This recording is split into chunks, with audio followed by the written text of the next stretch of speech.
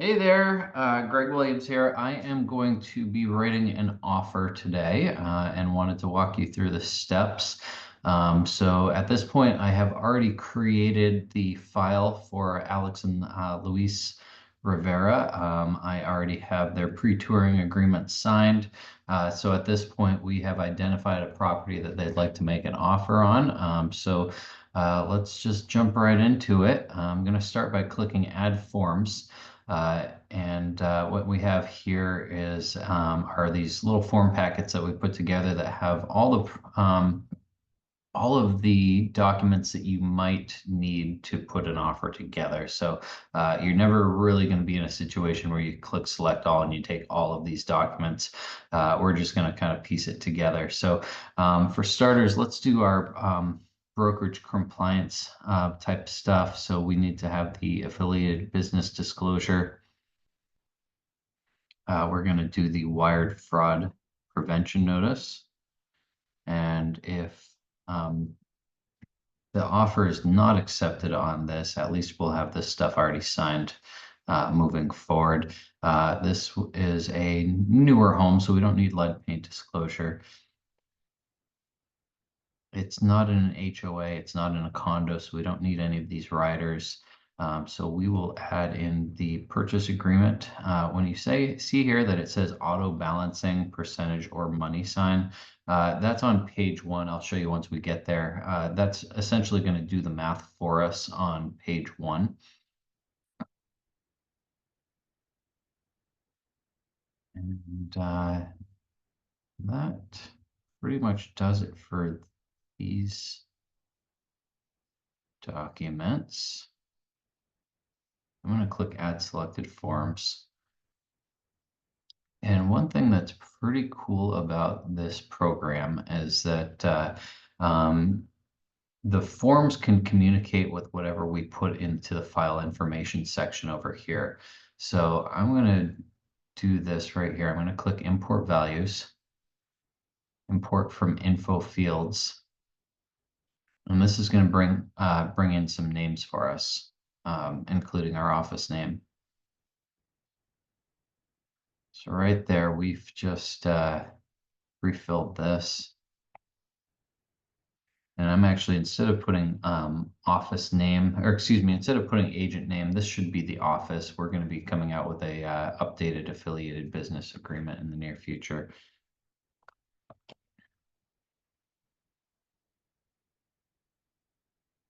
Let me show you real quick what we can do about this, which will be done for you moving forward. I'm just going to take a little text box, add it right here. I'm just going to X that out. So poof, done. I'll hit close.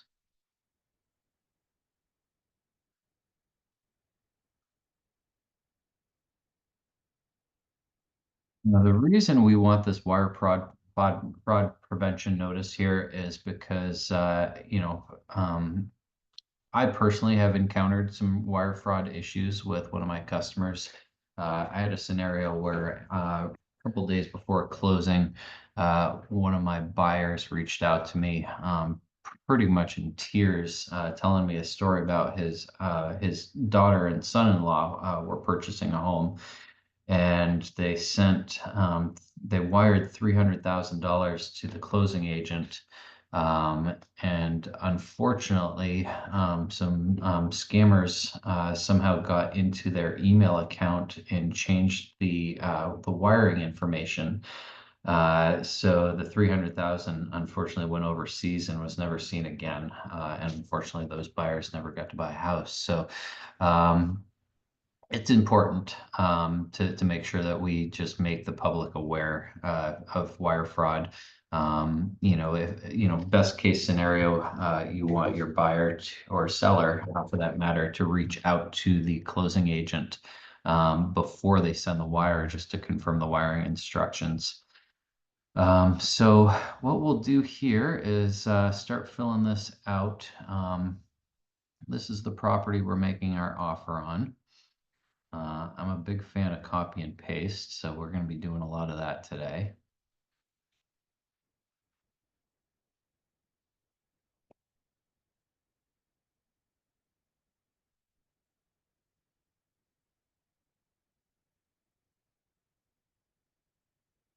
Actually, let's try something new here that I've actually never done. Import values.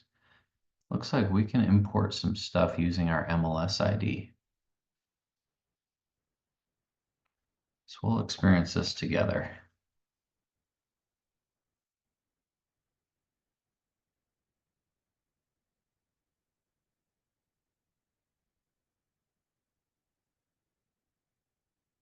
Perfect. So what this is going to do is fill in uh, quite a few of our lines here. Look at that. So yeah, this is a probate scenario, but I think they've already been through a significant portion of that process. So instead of putting the actual seller's name, it's this is some information that was written in by the listing agent from her counsel. So our offer amount is going to be 310,000.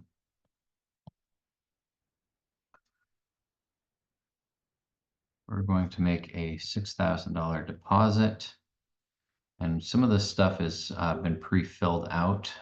So this deposit will be made within 5 days of the effective date. The effective date is the date that all signatures and initials are on the contract to make it executed. We're not going to do an additional deposit, so we can skip this line. I have set up my personal Appfiles account to pre-fill the escrow agent that I frequently use. But since we are in Lee County, we are going to have the seller pay for title. So we're going to go ahead and put their settlement information in here.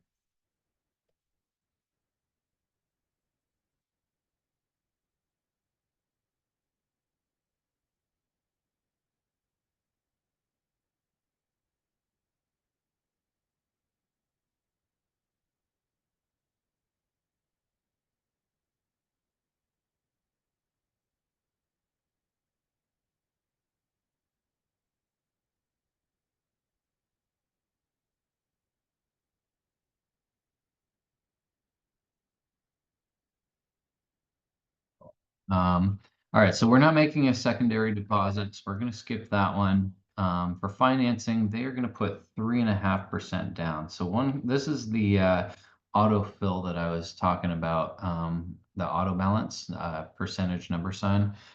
I'm going to put 3.5% there. And that's actually going to do the math at the bottom here. I don't like to leave blank lines. So I'm throwing a 0 right there. So basically our offer amount is 310.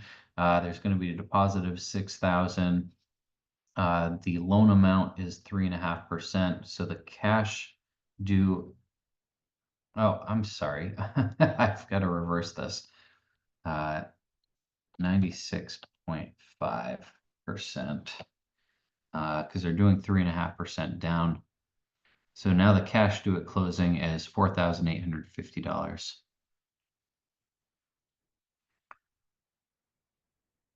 This is when the offer expires. We're going to let this expire tomorrow. The closing date is going to be on or before April 4th. This gives us the opportunity to close a little early without having to put together an addendum. There is no lease, so we don't have to do anything with that. A little pro tip here, as you're looking at the lines, there's a little asterisk on the lines that need your attention. So we have this set up so that they may assign it but not be released from liability. That's kind of the standard that I go with.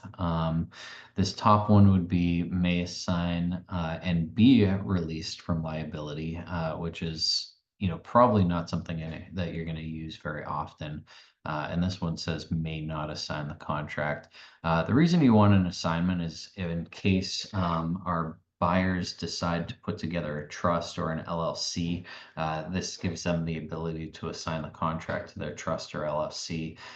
This box right here might be used in the rare case where you've got a wholesaler putting the property under contract and they have the intention of flipping the contract to someone else. So we're not going to use that, of course. All right, so we're in our finance contingency. This is going to be contingent on financing. In many of these places, there's going to be, a default if you leave a box blank. I still tend to prefer to always fill in the boxes regardless of the autofill. But, I'm going to leave that up to you guys. Here's conventional financing. This one, if left blank, the prevailing rate. So I actually do, in this case, I'm going to contradict myself. I am going to leave this one blank because I do prefer to keep this contingent on it, just, closing at the prevailing interest rate.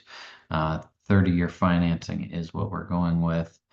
And this box is saying that our buyers need to file an application within 5 days of the effective date. I've encountered scenarios where buyers, sometimes wait until, like a month after we go under contract to fill in a loan application. And at that point, it just wreaks havoc on our transaction. So this is a good thing to just remind our buyers, hey, you need to get that application filled out as quickly as possible. These do not apply. I personally do not charge my buyers the FCC fee. I'm just going to absorb that out of my commission. So I'm going to leave that out of there.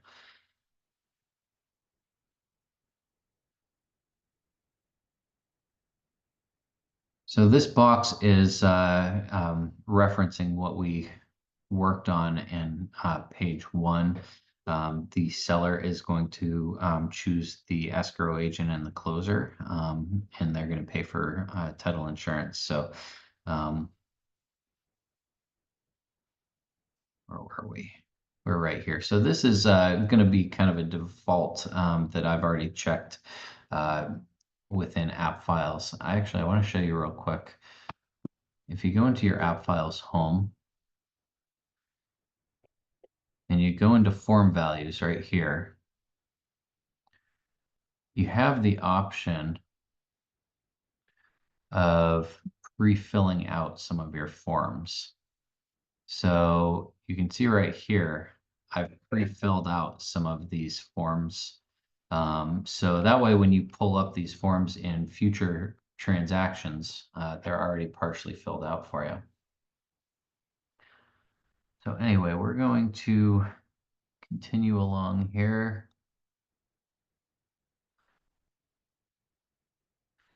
In this particular case, I generally would use seller shall pay installments due prior to closing and buyer shall pay installments due after closing.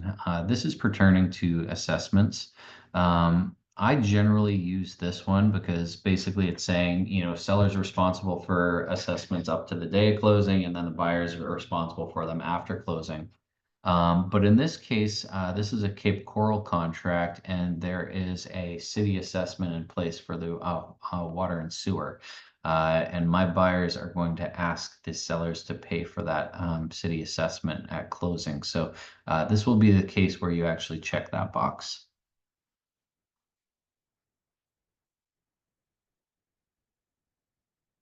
A lot of this is just boilerplate stuff. We are going to do a 10-day home inspection. So I have that already filled out at 10.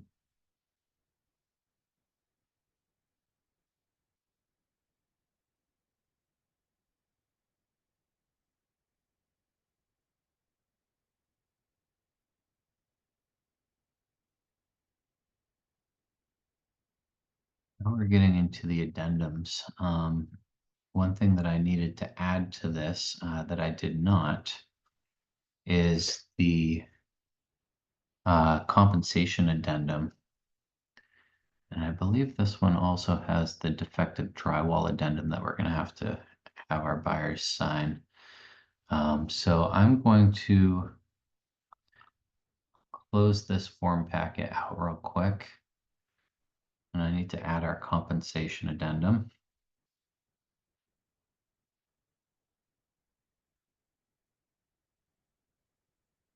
And we also need to add the seller's broker to buyer's broker addendum. And this, of course, just ensures that we're going to get paid at closing. Now, since we're doing this, I'm also going to pull in our supplements.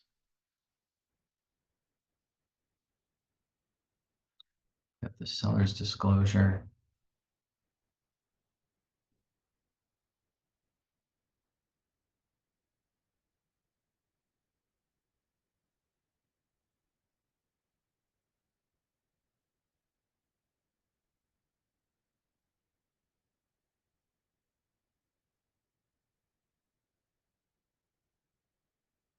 And then the defective drywall.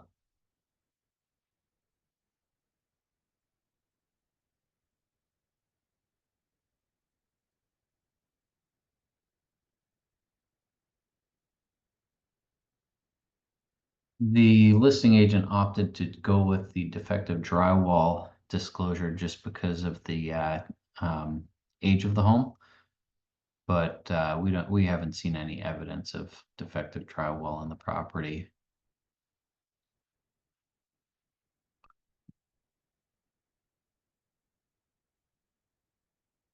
And here's the assessment payoff. I'm going to include this in the contract paperwork.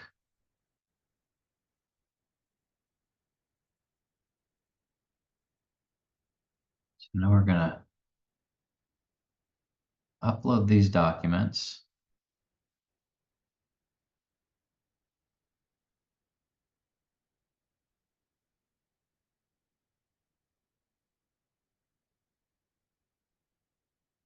And now we're going to merge all of these documents into one package.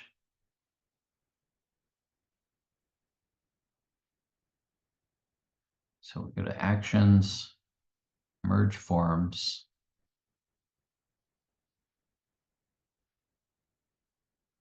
Effective Drywall,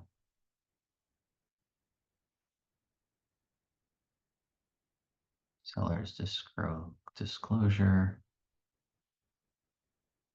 The pre-touring agreement, that's a private agreement between the brokerage and our customer. This is not something we should ever need to supply to the other, the co-broke or the other party. Kind of similar concept. We would never ask the listing agent to give us a copy of their listing agreement. Vice versa, we would never need to give the listing agent a copy of our pre-touring agreement.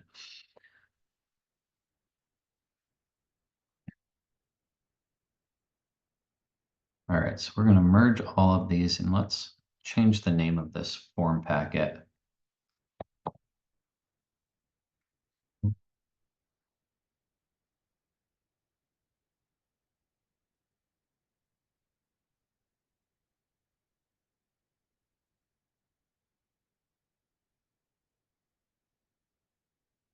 So, I'm gonna add the pre-approval to the packet as well, because then we can just send this all together.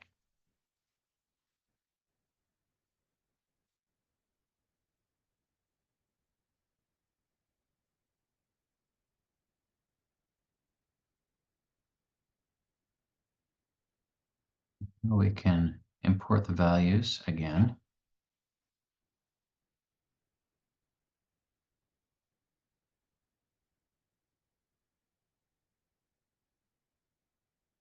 And then what we're going to do is we're going to make these two sections talk to each other. We're going to now import values from our form packet.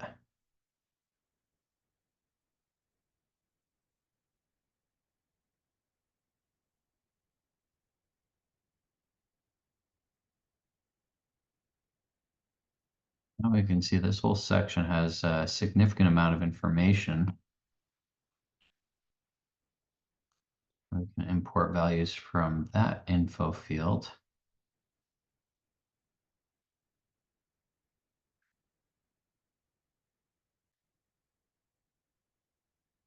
And now we have a significant amount of information filled out for us. So I'm just going to kind of review this as I go down. The legal description is here. If for some reason you are not able to find the legal description, I want to show you where you can find that real quick. When you're in your listing or the property, click on this property ID, and this will automatically open up realist tax data and give you a significant amount of information on that particular property. This is handy to have for creating your listings as well. So anyway, let's get back to filling this out. So we've got our offer amount, we've got this whole section filled out.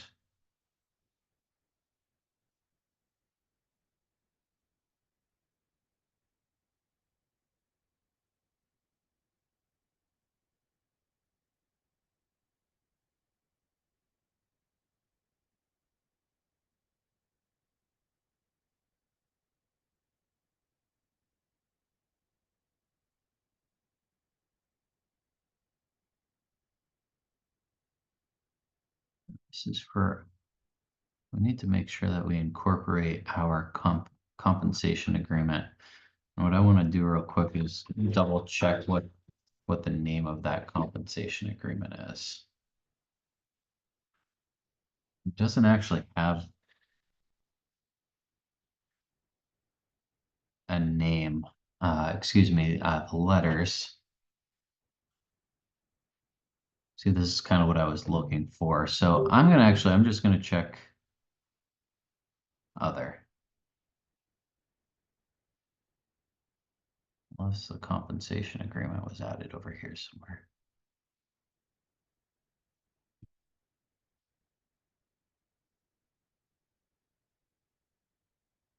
Oh, no, that's part of it. Now, in additional provisions, we do have a few things we're going to add.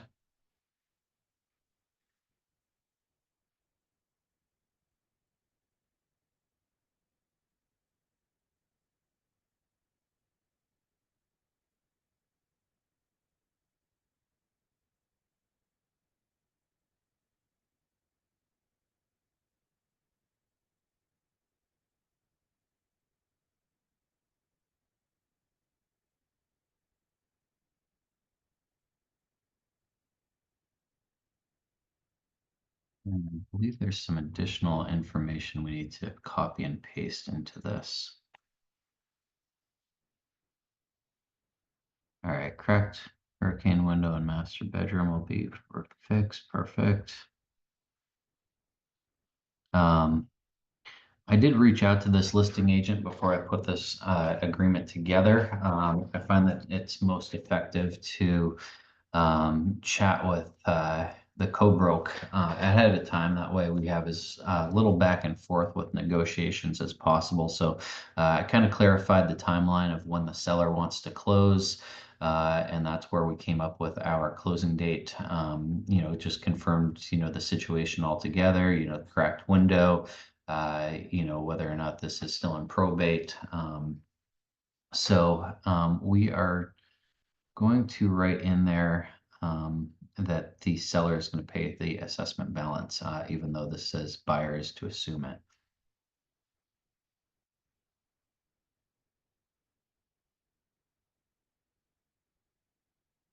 And then what I also need to do is she told me that there was some verbiage in a previous listing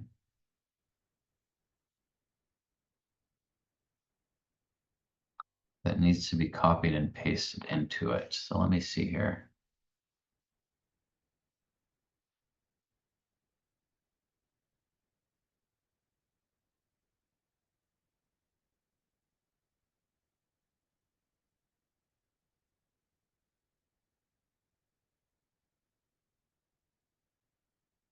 I don't actually see the verbiage she's talking about, so we're going to skip that.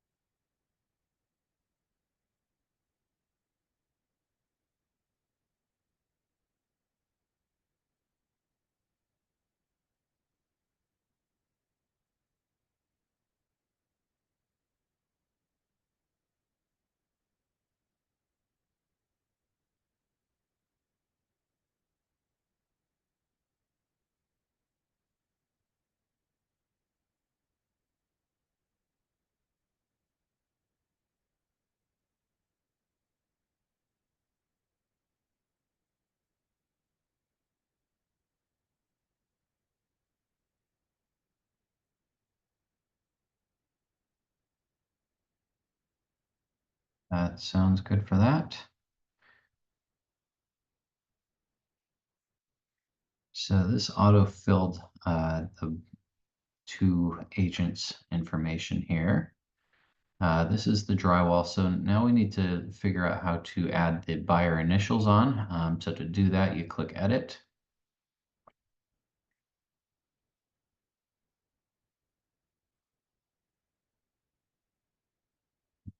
Look right where you want it to be.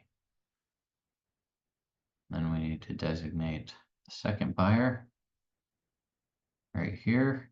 And basically what this clause is doing is just saying we've got 7 days to check the house for defective drywall, but that's going to be done within our 10-day home inspection period. Here is the seller's property disclosure, same thing. We need to add initials.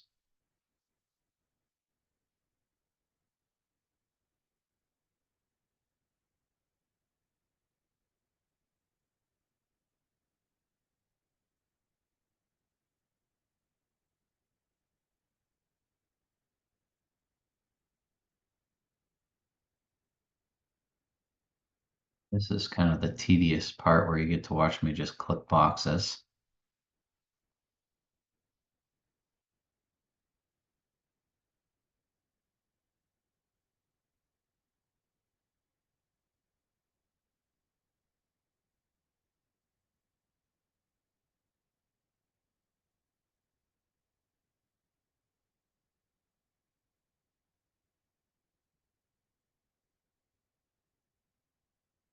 So kind of the premise behind having the buyer sign a property disclosure ahead of time is that anything that's been pre-disclosed should not be a point of renegotiation down the road. So as a listing agent, I like to have my buyers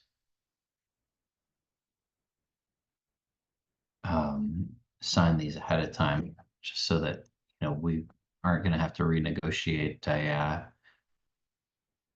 cracked window or something like that that everyone was already aware of.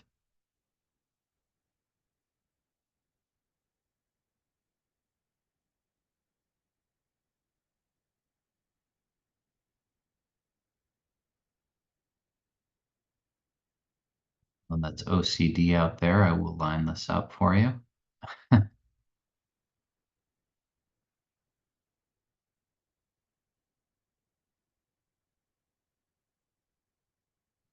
Close this out. Now what we need to do is make sure that the listing agent is paying us our 2.5%, which matches what we have on our pre-touring agreement.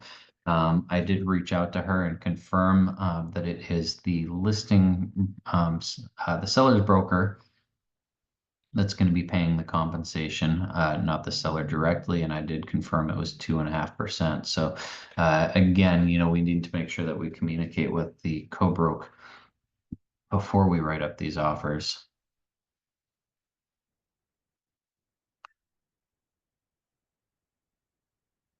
And this is where we again verify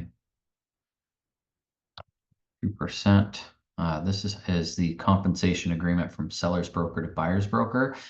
This is a form that the two brokers have between themselves to guarantee that we get paid our commission at closing.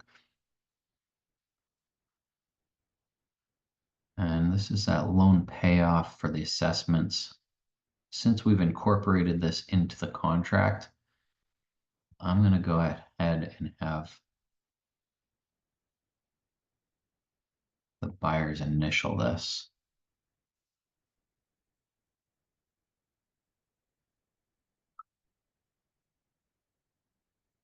Just the first page is fine. And there's their pre-approval. So that is the process of putting together a contract. So now what we need to do is send this out for signing. So you click request signature, and this kind of gives you the explanation of how to send something out for signing. But I'm going to walk you through this right now. Start a signature request. And what I'm going to do here is we're going to send out Luis's first. So we have to do a separate signature request for every signer. So we just have to verify, basically tell this program which boxes are going to be assigned to him. And he's going to be buyer one.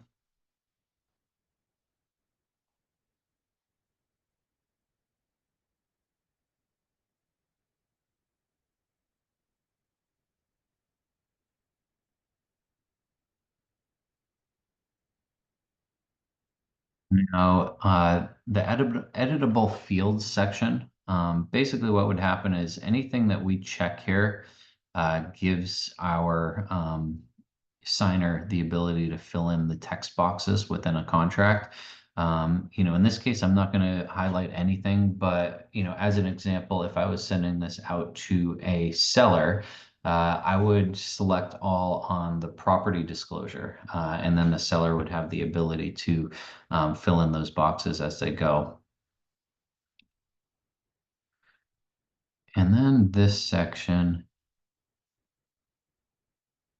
I've already sent him a signature, so I don't have to copy and paste. There's his email. I'm just going to call this purchase paperwork.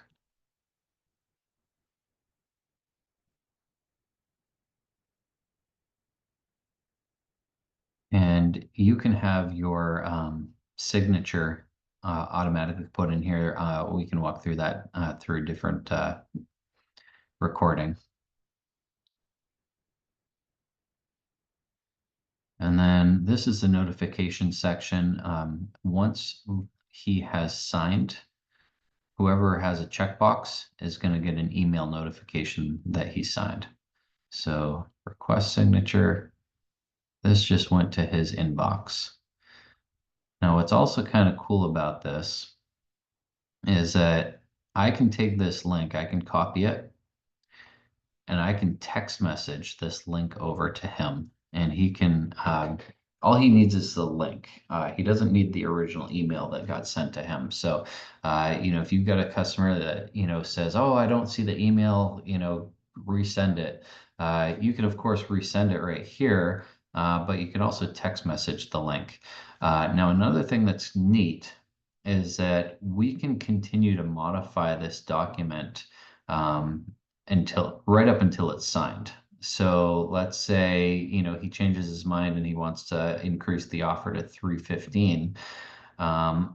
If he hasn't signed it yet, I can go in there right now and change it to 315, and he can click his link and he'll see the updated price of 315.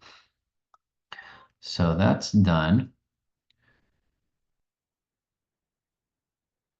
Now what I'm also going to do, and you can see right here, this little pen right here indicates that there's a signature request that hasn't been completed. I need to do this again for the other buyer, but what I also want to show you is I do this for myself because there are some things that I need to sign. And instead of going through and signing everything individually, I send myself the link and then I can initial all, sign all.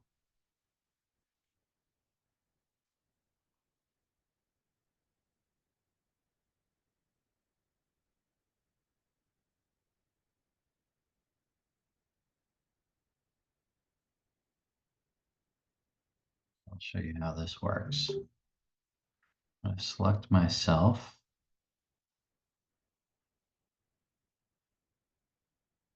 Actually, don't even need them.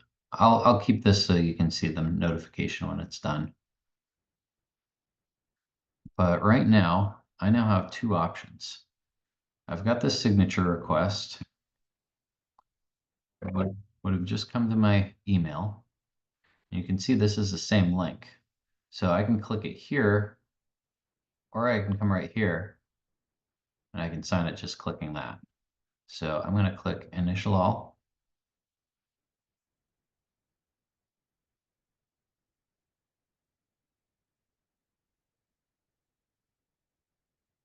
And then sign all.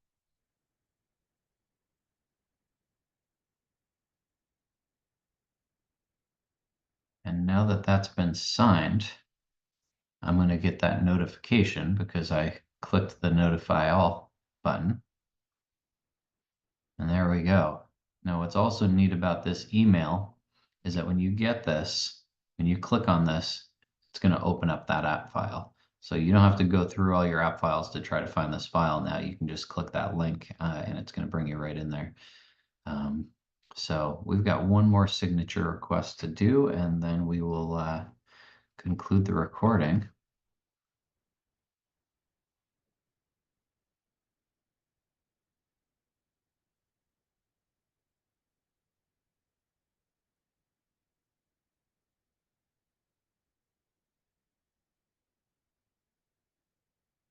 Two, 5, 2.